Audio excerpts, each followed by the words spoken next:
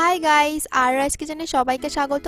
আজকের ভিডিওতে আমি রান্না করতে চলেছি গাজরের হালুয়া, যেটা দেখতেও সুন্দর, দেখতেই পাচ্ছ এরকম এরকম টাইপের দেখতে লাগবে আর খেতে কিন্তু অনেক সুস্বাদু। তোমরা খুব সহজেই বাড়িতে বানাতে পারবে, একদম ইজিভাবে আমি রান্না করেছি বাড়িতে, খুব তাড়াতাড়ি তোমরা এটা বানাতে পারবে। তোমরা এটা সকালে ব্রেকফাস্টে বা ইভিনিংয়েও খেতে পারো, খুব টেস্টি হয়। তো চলো ভিডিওটা স্টার্ট করা যাক, দেখা যাক এই সুন্দর হালুয়াটা আমি কী করে বাড়িতে বানিয়েছি খুব সহজেই।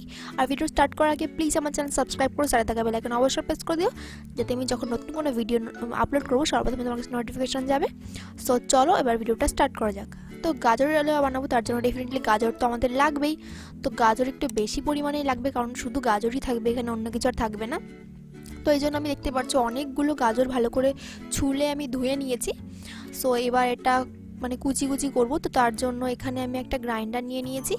সো এই সাইডটা দিয়ে করবো না, কারণ ওই সাইডটা দিয়ে করলে কিন্তু একটু মোটা হয়, তো আমি এই সাইডটা দিয়ে করবো। এই সাইডটা করতে একটু প্রবলেম হয়, কিন্তু এটা খুব মিহি হয়, মানে খুব একদম পাতলা পাতলা হয় স্লাইসগুলো। তো এই জন্য এই সাইডটা দিয়ে সবসময় কুচিটা করছি আমি, দেখতেই পাচ্ছ এরকমভাবে আমি সব কটা গাজরের কুচিগুলো করে নেব। একটু সাবধানে করবে, হাত কেটে যাওয়ার ভয় আছে এই সাইডটায়। সো তারপর দেখতে পাচ্ছ সব কটা গাজর আমি ভালো করে কুচি করে নিয়েছি, তো সুন্দর একদম পাতলা পাতলা হয়েছে স্লাইসগুলো।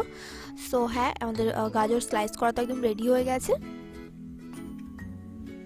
তো এবার কড়াইতে ফার্স্ট আমি এখানে নিচ্ছি 1 চামচ মতন ঘি। তো 1 চামচ পুরো ফুল চামচ 1 চামচ মতন ঘি নিয়েছি।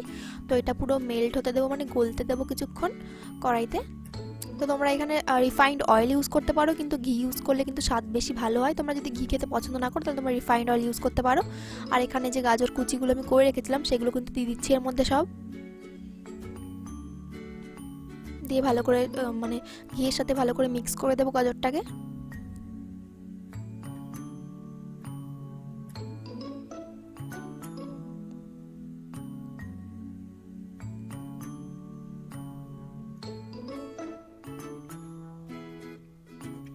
দেখতে পাচ্ছ ভালো করে আমি মিক্স করে দিচ্ছি গাজরটাকে।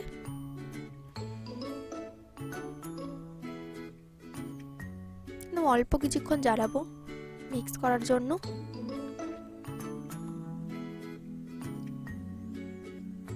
এবার আমি কিছু কাজু বাদাম নিয়ে নিয়েছি আর কিছু কিশমিশ নিয়ে নিয়েছি। এটা আমি জলে ভিজিয়ে রাখবো কিছুক্ষণ। এর মধ্যে একটু জল দিয়ে দিলাম, ঠান্ডা জল, সিম্পল। তো জল দিয়ে আমি কিছুক্ষণ ভিজিয়ে রাখবো সাইডে।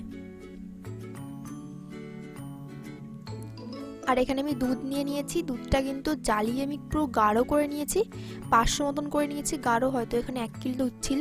সো যাই হোক, এটা আমি একদম জ্বালিয়ে খুব গাঢ় করে নিয়েছি। এর মধ্যে আমি অ্যাড করছি গুঁড়ো দুধ। তোমরা এটা স্কিপ করতে পারো, কিন্তু গুঁড়ো দুধ অ্যাড করলে কিন্তু টেস্ট অনেক ভালো হয়। যত পরিমাণ তোমরা দুধ দেবে সেরকম কিন্তু গাজর হালুয়ার টেস্ট কিন্তু সেরকম আসবে। দুধ বেশি দিলে কিন্তু টেস্ট খুব ভালো আসে, এই জন্য দুধটা আমি বেশি দিতেই পছন্দ করি।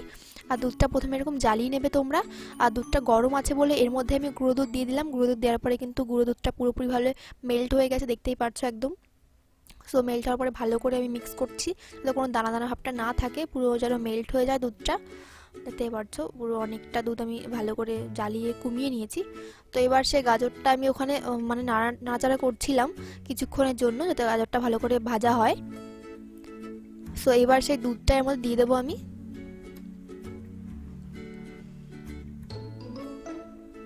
দুধটা দিয়ে দিলাম, দিয়ে ভালো করে মিক্স করে নেব।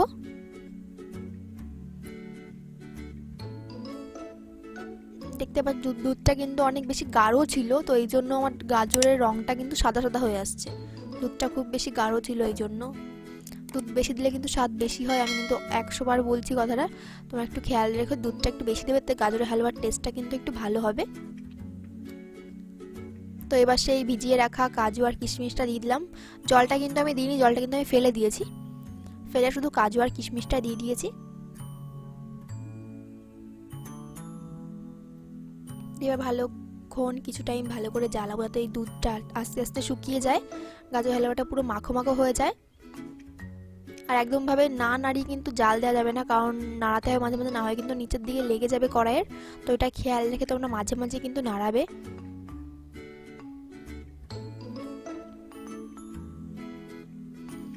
তো 2-3 মিনিট এটা ভালো করে নাড়িয়ে চাড়িয়ে মিক্স করে নেওয়ার পরে এর মধ্যে আমি অ্যাড করছি চিনি। চিনি এখানে আমি অ্যাড করছি 2 কাপ মতন চিনি অ্যাড করছি। যেরকম তোমরা মিষ্টি খেতে পছন্দ করো সেরকম চিনি তোমরা অ্যাড করবে। আর যদি তোমরা গুঁড়ো দুধের পরিমাণ বেশি দাও তাহলে চিনি একটু কম দিলে হয়, কারণ গুঁড়ো দুধে কিন্তু স্বাদটা আসে। সো আমি যেহেতু গুঁড়ো দুধটা একটু অল্প দিয়েছি, তো এই জন্য আমার চিনিটা একটু বেশি অ্যাড করতে হয়েছে। সো যাই হোক, এইভাবে আমি ভালো করে মিক্স করে নেব। মিক্স করে আরও কিছুক্ষণ জ্বালাবো, 2-3 মিনিট তো জ্বালাবোই, যাতে এই পুরো জল জল ভাবটা আছে, দেখতে পাচ্ছ দুধের যে জল জল ভাবটা আছে এটা পুরোপুরিভাবে শুকিয়ে যায়, টেনে যায়। ততক্ষণ পর্যন্ত জ্বালাবো আর এরকমভাবে নাড়িয়ে যাব কন্টিনিউয়াসলি। দেখতে পাচ্ছ কিছুক্ষণ পরে দুধটা অনেকটা শুকিয়ে গেছে, তো আরও কিছুক্ষণ জাল দিতে থাকবো।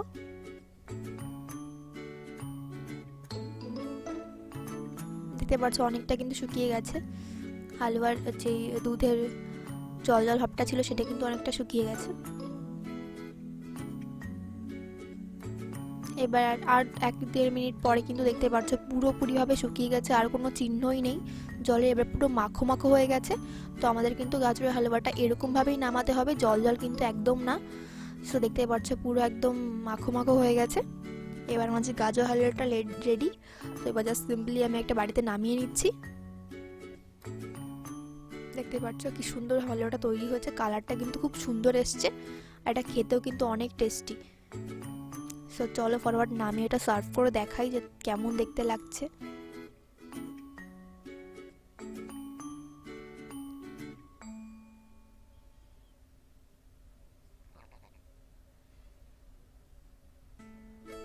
দেখতে পারলে সবকটা গাজরের হালুয়া আমি নামিয়ে নিলাম। সো এবার একটা ছোট্ট বাটিতে আমি নামিয়ে নিচ্ছি। দেখতে পাচ্ছ কি সুন্দর কালারটা এসছে, আর কালারটা যেরকম দেখতে খেতেও কিন্তু অনেক বেশি টেস্টি। সো গাইজ, আজকে এই ভিডিও এই পর্যন্ত। তো কেমন লাগলো অবশ্যই কমেন্ট করে জানিও, আর ভিডিও ভালো লাগলে অবশ্যই একটা লাইক করে দিও, আর কমেন্ট করে জানিও যে কেমন লাগলো। আর আমার চ্যানেল সাবস্ক্রাইব করতে কিন্তু একদম ভুলে যেও না, সাথে থাকা বেল আইকন অবশ্যই প্রেস করে দিও। আর কী কী রেসিপির ভিডিও চাও ডেফিনেটলি আমাকে কমেন্ট করে জানাতে একদম ভুলে যেও না। সো গাইজ, দেখা হবে সবার সাথে অন্য কোনো ভিডিওতে। তো আজকের মতন বাই বাই।